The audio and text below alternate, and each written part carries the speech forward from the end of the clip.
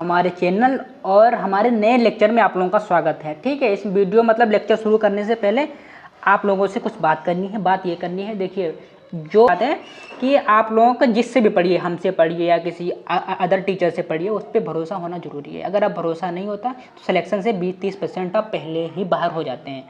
किसी को टीचर को पकड़िए, आप उसको लास्ट तक उसके साथ पढ़िए। ठीक है, लेकिन जो लोग पढ़ने वाले स्टूडेंट हैं उनको समझ में आ रहा होगा कि ये कंटेंट में क्या पढ़ा रहा हूँ। ठीक है, उनको मतलब अच्छे से समझ में आ रहा होगा कि ये जो कंटेंट है जो पढ़ाया जा रहा है ये किस लेवल का है।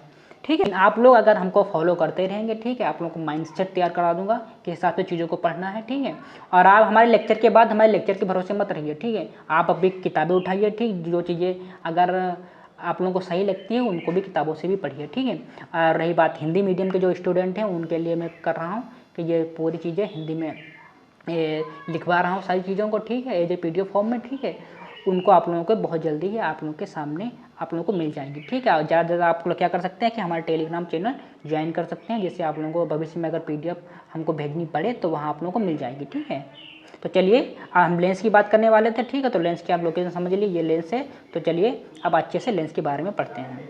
आप लोग देख पा रहे होंगे, देखिए यहाँ पे जो इमेज है आप लोगों को लेंस प्रॉपर तरीके से दिख रहा होगा। लोकेशन तो आप लोगों को बता ही दी। ठीक है, ये वाली इमेज पे आप लोग फोकस करिएगा, क्योंकि डायग्राम से पढ़ेंगे आप लोग तो अच्छी तरीके से समझ पाएंगे। ठीक है, तो आप लोग ये देखिए आइरिस का लोकेशन समझिए। आइरिस होती है, फिर अब जो लेंस के जो पार्ट होते हैं उनके बारे में समझते हैं। ठीक, उनका फंक्शन समझेंगे। सिलेरी बॉडी होती है, ठीक है, जोनल्स होते हैं, कॉर्टेक्स होता है, एम्ब्रोनिक न्यूक्लियस होता है, कैप्सूल होता है और लेंस फाइबर पढ़िए। ठीक, लेंस फाइबर होता है और ये होता है इक्वेटरल होता है। ठीक है, अब बात कर लेते हैं जो इतने जो पार्ट होते हैं, अब इनके पार्टों के बारे में अच्छे से समझने का प्रयास करते हैं। ठीक है, आप लोगों चलिए पहले पार्ट की बात करते हैं। पहले पार्ट में आप लोगों को बताते हैं कि लेंस कैप्सूल के बारे में। ठीक है, लेंस कैप्सूल आप लोग यहाँ पे देखिए, आप लोगों को अच्छे से दिखाई दे रहा होगा लेंस कैप्सूल। ठीक है, अगर आप देखेंगे, अगर इमेज में आप लोग देखने का प्रयास करेंगे तो ये देखिए यहाँ पे हो जाए लेंस कैप्सूल। ठीक है, लेंस कैप्सूल मान के चलिए कि सॉरी मान के बोल देता हूँ, आप लोग मानिए। ठीक है, लेंस कैप्सूल देखिए, पहले लिखिए जो लेंस कैप्सूल होता है, अंग्रेजी पे आप ना जाइए, जो मैं शब्द बोल रहा हूँ उसको समझने का प्रयास करिए। देखिए जो मतलब पारदर्शी होता है। ठीक है, पारदर्शी का मतलब है इधर से उधर जो दिखाई देता है उसको पारदर्शी कहते हैं। ठीक है, पारदर्शी एक झिल्ली होती है जो पूरी तरीके से लेंस को घेरे रहती है। लेंस को मतलब ये वाला है, पूरी तरीके से जो कैप्सूल होता है वो इसको घेरे रहता है। ठीक है, घेरने के बाद क्या होता है इसके चारों तरफ, और इसकी खास बात ये होगी कि ये बहुत लचीला होता है। लेकिन लचीला होता है तो उसमें लचीले वाले क्या बोलते हैं, ऊतक होने चाहिए। लेकिन सबसे खास बात है ये लचीला होता है, लेकिन इसमें लचीला मतलब जो इलास्टिक जो टिश्यू होते हैं वो इसमें नहीं पाए जाते हैं। आप लोगों को मार्क कर देते हैं, जैसे यहाँ पे लिखा है कि इलास्टिक टिश्यू इसमें नहीं होते हैं, फिर भी लचीला होता है। अब लेंस की सबसे खास बात कर लेते हैं। देखिए सबसे खास बात क्या होती है लेंस की, जो आप लोगों को याद होनी चाहिए। जो देखिए एम्ब्रोनिक स्टेज आप लोग देख रहे होंगे, एम्ब्रोनिक स्टेज होती है मतलब जब भ्रूण अवस्था इसे बोलते हैं हिंदी में। ठीक है, भ्रूण अवस्था में होता है ऐसा है कि जो इपिथीलियम होती है, इपिथीलियम से ही एक स्राव होता है। ठीक है, सिक्रेशन होता है, उसी से एक बेसमेंट मेम्ब्रेन बनती है। ठीक है, आप लोग देख लीजिए यहाँ पे आप लोगों को बेसमेंट मेम्ब्रेन दिख रही होगी। ठीक है, ये क्या होता है देखिए समझिए। भ्रूण काल में मतलब जब एम्ब्रोनिक स्टेज होती है, शुरुआती स्टेज होती है, उसमें से जो इपिथीलियम जो लेयर होती है, इपिथीलियम से ही एक सिक्रेशन होता है जिसको बोलते हैं, और सिक्रेशन होते होते एक लेयर बन जाती है जिसको बेसमेंट मेम्ब्रेन बोलते हैं। आप लोग बोलेंगे इसमें क्या खास बात है, क्योंकि बेसमेंट जो मेम्ब्रेन है, ठीक है, ये मेम्ब्रेन है ये शरीर की सबसे मोटी लेयर पाई जाती है। ठीक, सबसे पाई के मतलब सबसे मोटी लेयर होती है, सबसे मोटी लेयर होती है। ये क्वेश्चन आप लोगों को बन सकता है कि शरीर की सबसे मोटी लेयर कौन सी होती है। हमने टेलीग्राम क्विज पर भी ये क्वेश्चन पूछा था, तो उसको बेसमेंट मेम्ब्रेन बोलते हैं। ठीक है, अब बात कर लेते हैं कि इसके अगले पॉइंट की। अगले पॉइंट क्या होता है, जो कैप्सूल का जो पोस्टीरियर पोल होता है वो सबसे ज़्यादा पतली झिल्ली के रूप में पाया जाता है। ठीक, पतली झिल्ली के रूप में होता है। ठीक है, अब बात कर लेते हैं एपिथेलियम की। ठीक है, एपिथेलियम की बात कर लेते हैं। एपिथेलियम की बात देखिए, एपिथेलियम यहाँ पे ये है, इसी लेयर से ना, एपिथेलियम लेयर से ही जो बेसमेंट मेम्ब्रेन का मतलब एपिथेलियम जो लेयर होती है यहीं से सिक्रेशन होता है, यहीं से बेसमेंट मेम्ब्रेन बनती है। ठीक है, तो एपिथेलियम की इसकी खास बात ये है इसमें सिर्फ दो बातों का आप लोगों को ध्यान रखना है। पहले नंबर पर जो ये सिंगल लेयर होती है, जो एपिथेलियम जो सेल्स होती है वो सिंगल लेयर होती है, ठीक है। और उसके बाद आप लोगों को एक बात ये याद रखनी है कि जो इसके जो सेंट्रल में हो, जो केंद्र में जो लेयर होती है वो क्यूबॉइड फॉर्म में होती है, ठीक। क्यूबॉइड मतलब आकार जो होता है उस आकार में पाई जाती है। और जो पेरिफेरल मतलब जो परिध के रूप में होती है वो क्लुमनर का मतलब होता है स्तंभाकार रूप में पाई जाती है, ठीक है।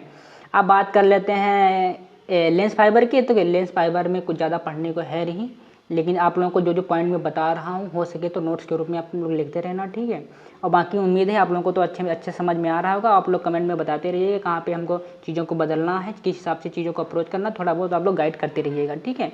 जैसे आप लोगों की बात हम तक पहुँच सके वो है कमेंट बॉक्स, उसके माध्यम से आप हमको अपनी बात पहुँचा सकते हैं।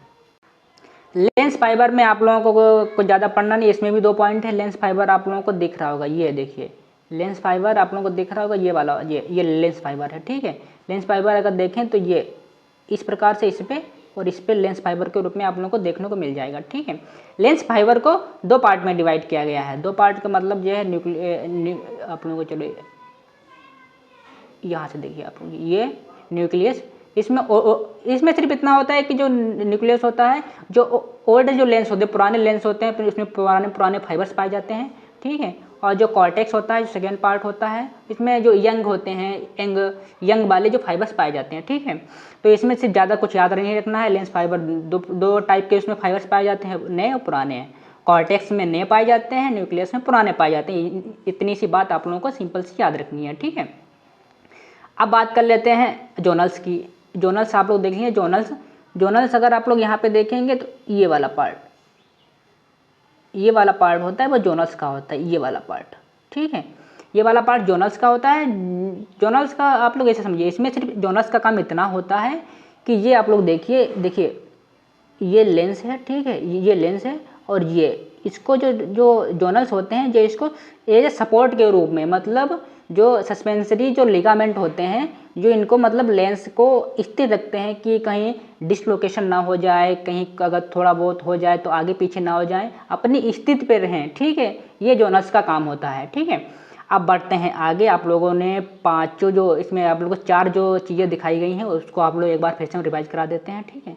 पहले नंबर पे जो होता है जो लेंस कैप्सूल होता है, लेंस कैप्सूल का काम इतना होता है कि सबसे ज़्यादा जो बाहर है प्रोटेक्शन का काम करता है, ठीक है।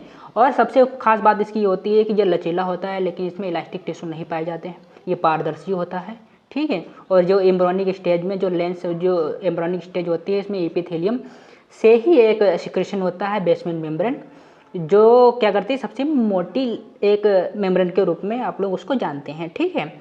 अब बात कर लेते हैं थोड़ी एक और बेसिक चीज़ आप लोग यहाँ पे छूट गई है। यहाँ पे एक बात तो आप लोग ये भी याद रखिएगा कि देखिए ये वाला जो चेंबर आप लोग अगर इमेज आप लोग देख रहे होंगे तो यहाँ पे देखिए ये वाला इंटीरियर चेंबर है, ये वाला पोस्टीरियर चेंबर है, ठीक है। जो लेंस का अगर आगे पीछे की बात करें तो ये वाला पार्ट जो है वो लेंस का आगे का भाग है और ये वाला भाग हो ये पीछे का भाग है, ठीक है। तो यहाँ पे ये जो पीछे वाला तो बिट्रस से कनेक्ट होता है, ये इसके चारों तरफ इधर ये बिट्रस होता है, ठीक है। और जो पोस्टीरियर चेंबर इंटीरियर चेंबर होता है वहाँ पे एक्वस ह्यूमर आप लोगों को देखे ये वाला पार्ट यहाँ पे, चलिए आप लोगों को यहाँ पे देखिए ये एक्वस ह्यूमर के संपर्क में रहता है, ठीक है। इंटीरियर चेंबर में एक्वस ह्यूमर, पोस्टीरियर में बिट्रस के संपर्क में रहता है, ये बात आप लोग जान लीजिए, ठीक है। अब बात कर लेते हैं इसकी फिजियोलॉजी की थोड़ी बात कर लेते हैं, ठीक है। हो सकता है वीडियो थोड़ा लंबा हो जाए लेकिन आप लोग समझिएगा, ठीक है। फिजियोलॉजी की बात कर लेते हैं। अब फिजियोलॉजी में भी 2-3 पॉइंट हैं, ठीक है। तो आप लोग उम्मीद है आप लोगों को समझ में आ जाएगा, ठीक है। तो देखिए पहले पॉइंट के रूप में देखिए ये क्या होता है 80% ग्लूकोज होता है। देखिए 80% जो ग्लूकोज होता है ग्लूकोज से ही यहाँ पे देखिए लैक्टिक एसिड बनता है। आप लोग यहाँ पे जो लिखा है उसको ज़्यादा ध्यान है, जो हम मार्क कर रहे हैं उसको पॉइंट को ध्यान रखिएगा और जो मैं बोल रहा हूँ ठीक उसको समझने का प्रयास करिएगा। देखिए ग्लूकोज से ही लैक्टिक एसिड बनता है, ठीक है। लैक्टिक एसिड जो होता है वो एक्वस ह्यूमर मतलब जो इंटीरियर चेंबर में एक्वस ह्यूमर पाया जाता है उसमें होता है, ठीक है। और जो लैक्टिक एसिड जो बनता है वो लेंस में मतलब जो ग्लूकोज होता है उसके थ्रू बनता है। तो इस बात से ये निष्कर्ष निकाला जा सकता है कि अगर लेंस अगर अनुपस्थित होगा तो लैक्टिक एसिड कम होगा, क्योंकि लैक्टिक एसिड जो बनता है वो ग्लूकोज से तो बनता है, लेकिन ग्लूकोज जो अपापचय होती है, ठीक है, अपापचय होती है वो होती है लेंस में, तो लेंस के थ्रू ही लैक्टिक एसिड बनता है, ठीक है, और लैक्टिक एसिड ही एक्वस में पाया जाता है। तो लेंस अगर होगा ही नहीं, अनुपस्थित होगा, तो लैक्टिक एसिड तो सिंपल सी बात ही कम ही होगा ना। ये पॉइंट आप लोग समझ गए।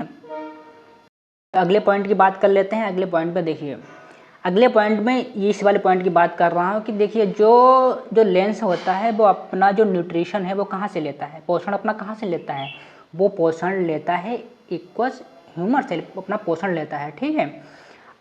ये पॉइंट आप लोग समझ गए। जो लेंस होता है न्यूट्रिशन होता है एक्वस ह्यूमर से ही, अपना जो चीज़ें उसको चाहिए होती हैं, आवश्यकता होती है, वो एक्वस ह्यूमर से ही लेता है, ठीक है।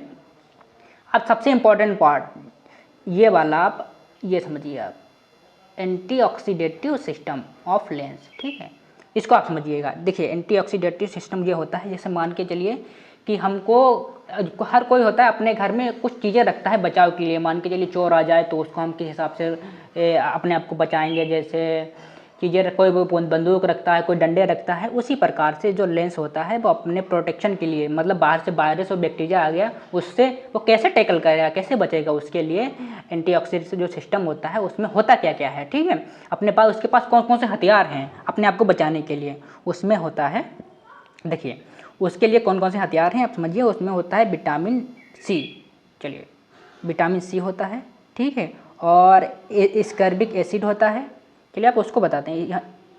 हाँ देखो विटामिन सी होता है, एस्कॉर्बिक एसिड होता है, ठीक है, और उसमें सबसे इम्पोर्टेंट जो रोल अदा करता है वो होता है ग्लूथिनोन, ग्लूथिनोन बोलते हैं इसको, ठीक है, ग्लूथिनोन बोलते हैं उसको। ये सबसे ज़्यादा रोल ये होता है, सबसे ज़्यादा इंपॉर्टेंट ये होता है, ठीक, क्योंकि ये पेपर की दृष्टि से भी बहुत ज़्यादा इंपॉर्टेंट है, और वैसे भी वैसे भी इंपॉर्टेंट तो है ही। ग्लूथिनोन, ग्लूथिनोन बोलते हैं इसको, ठीक है। ये ज़्यादा मतलब 4 चीज़ें, देखिए vitamin C, ascorbic acid, vitamin E और ग्लूथिनोन, ये 4 चीज़ें आप लोग याद रखिएगा, ठीक है। ये पॉइंट हो गया। अब इसमें क्या होता है, इसका मतलब सबसे ज़्यादा रोल, चलो ग्लूथिनोन जो इंपॉर्टेंट है इसकी बात कर लेते हैं, ठीक है। इसके बाद ये कर लेते हैं यहाँ पे जो अब अगला पॉइंट पढ़ेंगे, ठीक है, अगला पॉइंट पढ़ेंगे ये यहाँ पे ये इसका रोल क्या होता है। रोल ये होता है कि जो क्या करता है यहाँ पे डिलॉक्सीफ्लाइंग जो होता है एंजाइम होता है, डिलॉक्सीफाइंग एंजाइम जो होता है, जो इसमें लेंस में क्या होता है ऑक्सीडेटिव डैमेज कर देता है। ऑक्सीडेटिव डैमेज का मतलब क्या है, उसकी जो एक तरीके से उसकी जो सेल्स होती हैं उनको डैमेज कर देता है, ठीक है। अगर उसमें क्या होता है ग्लूथिनोन जो होता है उसकी मात्रा अधिक होती है तो ये ऑक्सीडेटिव डैमेज नहीं होता है, ठीक है। अगर ऑक्सीडेटिव डैमेज हो जाता है तो उससे क्या होता है, जो सेल्स होती हैं वो डैमेज हो जाती हैं और मोतियाबिंद होने के चांसेस बढ़ जाते हैं, ठीक है। आप लोग सिंपल भाषा में समझिए, जिसमें ग्लूथिनोन ज़्यादा होगा, ठीक है, उसमें ऑक्सीडेटिंग कम होगा, ठीक है। और जो डिलॉक्सोफ्लाइंग जो एंजाइम होता है ये क्या करता है ऑक्सीडेटिव डैमेज करता है, ऑक्सीडेटिव डैमेज करता है, जिससे क्या होता है मोतियाबिंद के बढ़ने के चांसेस बढ़ जाते हैं। ग्लूथिनोन अगर ज़्यादा होता है तो ये ऑक्सीडेटिव जो डैमेज होता है इसको बचाव कर लेता है, ठीक है। तो ये आप लोग समझिएगा, और इसके अलावा इसमें कोई इंपॉर्टेंट पॉइंट नहीं है। 3 चीज़ें आप लोग समझिएगा। पहले नंबर पे आप लोगों को रिवाइज करा देते हैं, ठीक है, कि जो हमारे पास कौन कौन से हथियार हैं, विटामिन ई है, विटामिन सी है, एस्कॉर्बिक एसिड है, ग्लूथिनोन है, ठीक है, ये हमारे हथियार हैं, ठीक है। और हथियार होते हैं, हथियार ये तो है हमारे पास, ठीक। एक एंजाइम होता है जिसे डिलॉक्सोफ्लाइंग एंजाइम बोलते हैं। ये क्या करता है ऑक्सीडेटिव डैमेज करता है, ऑक्सीडेटिव डैमेज करता है मतलब सेल्स को हमारे डैमेज करता है, जिससे क्या होता है मोतियाबिंद होने के चांसेस बढ़ जाते हैं। जितना डैमेज होगा मोतियाबिंद बढ़ता रहेगा। लेकिन हमारे पास एक अस्त्र होता है, ब्रह्मास्त्र होता है, जिसे बोलते हैं ग्लूथिनोन। ग्लूथिनोन की मात्रा अगर ज़्यादा होती है तो इसमें क्या होता है कि मोतियाबिंद होने के चांसेस बहुत कम हो जाते हैं। प्रोटेक्ट करता है, सेल को डैमेज नहीं होता है मोतियाबिंद, फिर कैसे होगा, ठीक है। उम्मीद है आप लोगों को हमारा ये लेक्चर समझ में आ गया होगा, ठीक है। और मिलते हैं किसी अगले वीडियो में, तब तक के लिए नमस्कार।